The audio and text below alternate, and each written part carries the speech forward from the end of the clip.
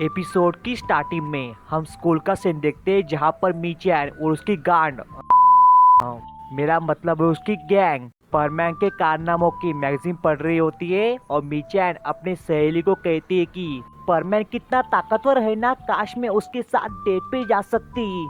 तो उसकी सहेली अभी यही दोहराती है। तो उसकी बातें सुनकर वहाँ पर कबाव और उसकी गैंग भी आ जाती है और कबाव कहता है कि क्या तुम लड़कियां हमेशा परमैन परमैन करती रहती हो, हम भी यहाँ पर हम पर भी ध्यान दिया करो। तो मीचैन उसका मजाक उड़ाते हुए कहती है कि तुझमें देखने लायक है ही क्या साले, गेंडे जैसा शरीर है तेरा और अकल तो तुझमें है ही नहीं, तो क्या देखे हम।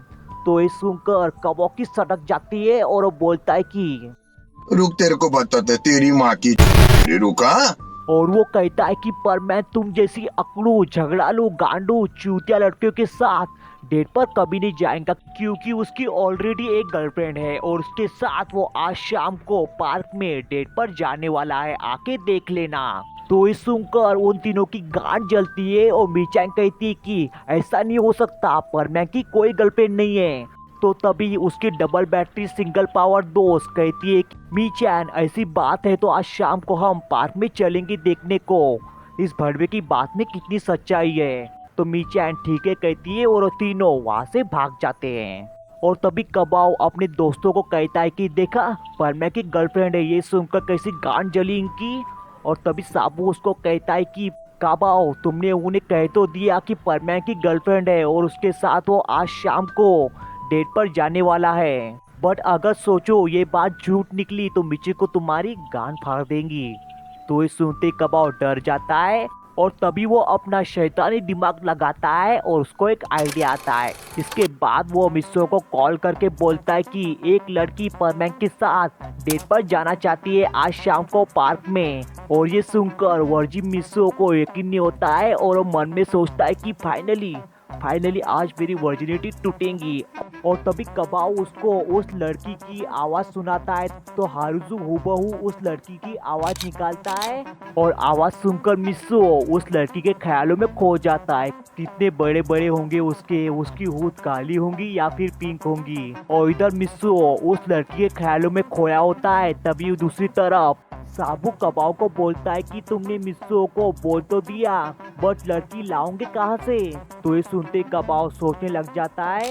एंड इसके बाद हम मिस्सो की रूम का सीन देखते हैं जहाँ पर पाको आई होती है और मिस्सो पाको को बताता है कि मैं आज शाम को एक लड़की के साथ डेट पर जा रहा हूँ।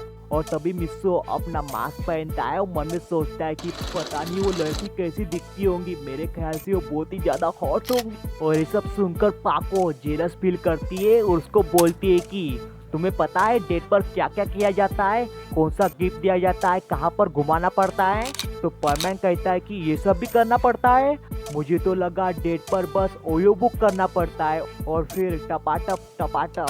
तो ये सुनकर पाको उस पर चिल्लाती है। तो तभी बूबी उसको कहता है कि अगर तुम्हें पता नहीं डेट पर क्या क्या किया जाता है तो तुम्हें एक टीचर की जरूरत होगी जिसे डेट के बारे में सब कुछ पता हो। तो तभी पर को उसको जबरदस्ती पकड़ती है और कहती है कि चलो मेरे साथ, मैं तुम्हारी टीचर बनूंगी, मैं तुम्हें सिखाऊंगी डेट पर क्या क्या किया जाता है। और ये बोलकर उसको आसमान में उड़ा के लेके जाती है। और उसके बाद पाको उसको फ्लावर शॉप में लेके जाती है फ्लावर खरीदने को। और तभी परमैन बोलता है कि फ्लावर खरीदना जरूरी था क्या पाको, मेरे पूरे पैसे खर्च हो गए इसमें। तो पाको कहती है जरूरी था क्योंकि तुम पहली बार डेट पर जा रहे हो तो खाली हाथ तो नहीं जाओगे ना, और वैसे भी लड़कियों को फ्लावर बहुत ही ज्यादा पसंद होते हैं, तुम उसे फ्लावर देना और देखना वो कैसे खुश हो जाएंगी। और तभी पर को उसको ये भी पूछती है कि जब तुम उसे पहली बार मिलोगे तो तुम कैसे अपने आप को इंट्रोड्यूस करोगे। तो तभी परमैन अपनी आवाज भारी कर बोलता है कि कैसे हो तुम, मैं हूँ परमैन। और पर को उसको अजीब नजरों से देखती है। वो बोलती है कि ऐसे बोलोगे ना तो लड़की डर के भाग जाएंगी, थोड़ा अच्छे से बोलो, प्यार से बोलो। तो तभी परमैन SRK वाले स्टाइल में बोलता है कि हे सेनोरिटा तुम कैसी हो, मैं हूँ तुम्हारा लवर परमैन। तो पर को ये सुनकर कहती है ये स्टाइल चलेगा। और उसके बाद पर को उसको स्पूकी हाउस में लेके जाती है और उसको बोलती है कि तुम उसे फ्लावर देने के बाद इस डरावने घर में लेके आना और जैसे भूत उसके सामने आएगा तो उसे देखकर डर जाएंगी और तुमसे निपट जाएंगी। और तभी परमैन पर्को से निपटता है और बोलता है कि बिल्कुल ऐसे ही। तो पर्को कहती है हाँ बिल्कुल ऐसे ही। और तभी उसके सामने भूत आ जाता है। परमैन भूत को देखकर डर जाता है और छुप जाता है। और पर्को ये देखकर कहती है कि ये भूत के सामने खुद ही डर गया तो उसके सामने क्या गस लाएगा। और उसके बाद पाको उसको स्विंग राउंड में लेके जाती है और कहती है कि अगर स्पूकी हाउस से बात ना बने तो तुम उसे इसमें लेके आना और उसके साथ प्यारी प्यारी रोमांटिक बातें करना। और रोमांटिक बातें सुनकर परमैन को शर्म आ जाती है और बोलता है कि पर्को मुझे रोमांटिक बातें करना नहीं आता, हाँ बट मुझे रोमांटिक सीन करना जरूर आता है। तो ये सुनकर पाको चिढ़ जाती है, उस पर चिल्लाती है और कहती है कि मैं तुम्हें यहाँ पर रोमांटिक बातें करने को बोल रही हूँ और तुम हो कि उसे खोदने की सोच रहे हो।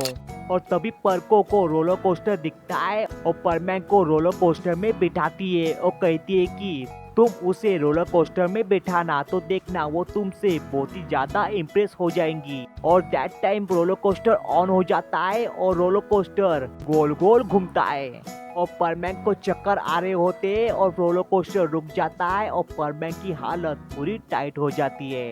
इसके बाद वो दोनों रोलर कोस्टर से उतरते हैं और पर्को कहती है कि मुझे तो बहुत ही मजा आया। और परमैन को चक्कर आ रहे होते हैं और वो गिरते संभलते कैसे न कैसे करके पर्को के पास जाता है और उसको बोलता है कि तुम्हें मजे आए और मुझे चक्कर आ रहे हैं यहाँ पर।